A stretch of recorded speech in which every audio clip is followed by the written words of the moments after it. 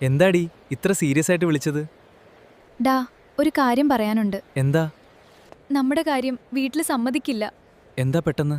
എന്റെ അച്ഛനൊരു ബിസിനസ്സുകാരനാണ്. അതുകൊണ്ട് എന്നെ ഒരു ബിസിനസ്സുകാരന് മാത്രമേ വിവാഹം കഴിപ്പിക്കൂ. ഡീ, അപ്പൊ നീ പറഞ്ഞു വരുന്നത് എന്നെ വിട്ടു പോകുന്നാണോ? അങ്ങനെയല്ലടാ. ഡാ, എന്നെ ഒന്ന് മനസ്സിലാക്കാൻ ശ്രമിക്ക്.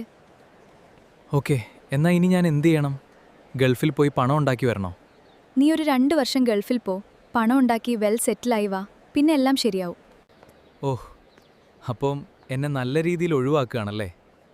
2 വർഷം കൊണ്ട് ഗൾഫിൽ പോയി ജീവിതം സെറ്റാക്കിയ എത്ര പേരെ നിനക്കറിയാം?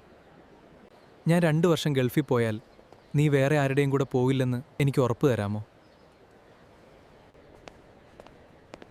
എടാ സുൽഫി, പോകരുതേടാ. എന്നാലും അവൾക്ക് എങ്ങനെ തോന്നി എന്നോട് ഇങ്ങനെ ചെയ്യാൻ?